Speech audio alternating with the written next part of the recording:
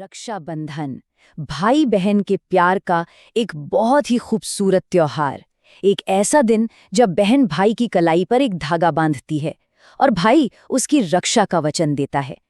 ये एक प्यारी सी परंपरा है जिसे हम न जाने कितने सालों से निभाते आ रहे हैं।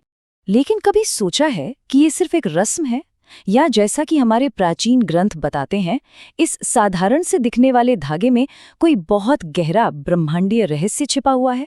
तो चलिए आज इसी की पड़ताल करते हैं। देखिए, इसकी असली शक्ति को समझने के लिए हमें सबसे पहले इस त्योहार की ज्योतिष वाली भाषा को समझना होगा। इसकी नींव में कुछ मुख्य प्रतीक छुपे हैं जिन्हें डिकोड करना जरूरी है। तो सबसे पहले बात करते हैं उस जगह की जहां राखी बांधी जाती है, यानी कलाई। ज्योतिष में कलाई को कुंडली का तीसरा घर माना गया है। ये हमारी जन्म कुंडली का वो हिस्सा है जो हमारे पराक्रम, हमारे साहस और हमारे भाई बहनों से जुड़ा है। और इस घर का स्वामी कौन है? मंगल ग्रह। अब आते हैं धागे पर। आपको जानकर हैरानी होगी कि ज्योतिष में यह साधारण सा धागा सीधा सीधा बुध ग्रह का प्रतिनिधित्व करता है।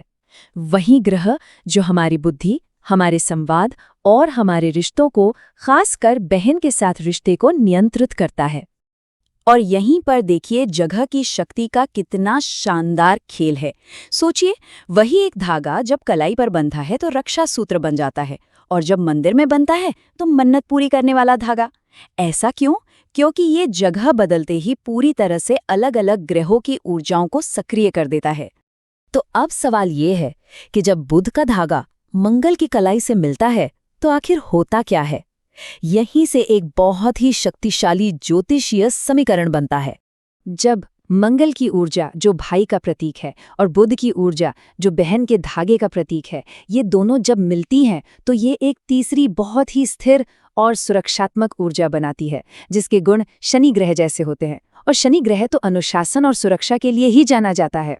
और यही तो सबसे जरूरी बात है, ये जो शनि जैसी ऊर्जा बनी, ये तीसरे घर के पराक्रम वाले गुण को सक्रिय कर देती है, उसे जगा देती है। ये भाई को हर मुश्किल का सामना करने की शक्ति देती है, और इसी वजह से राखी एक सच्चा रक्षा सूत्र बन जाती है। अब देखिए, ये ब्रह्मांडीय संबंध सिर्फ कोई थ्योरी नहीं है, ये हमारी पौराणिक कथाओं में भी बहुत गहराई से मौजूद है।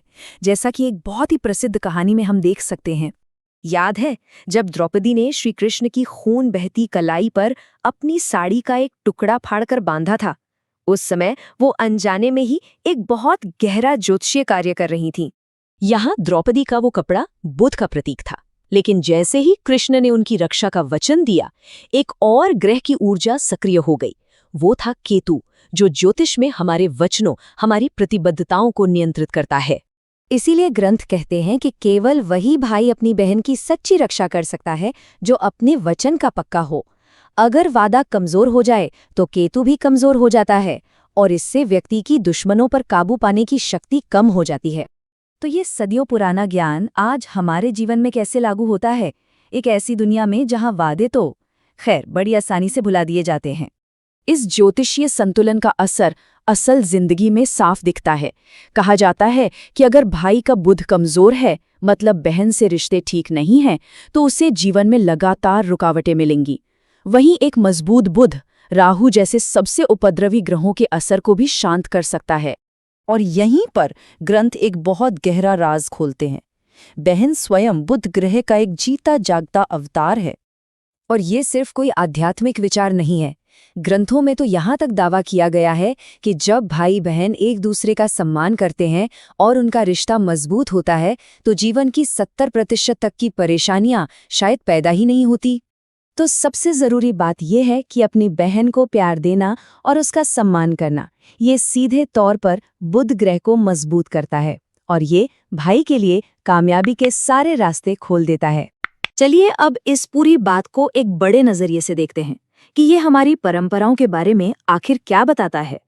हमारे त्योहार कभी भी सिर्फ छुट्टियां नहीं थे, वो एक तरह से परिष्कृत सिस्टम थे जिन्हें सरल, दिल से किए जाने वाले कामों के जरिए हमारी जिंदगी को ब्रह्मांड की ऊर्जाओं के साथ जोड़ने के लिए बनाया गया था। ग्रंथ एक बहुत ही खूबसूरत मिसाल देते हैं। बहन परिवार रूपी पेड़ की जड़ है, और बेल भले ही पड़ोसियों के घरों तक फैल जाए, पानी तो हमेशा जड़ में ही डालना चाहिए। उस जड़ को पोषित करने से ही तो पूरा परिवार फलता फूलता है।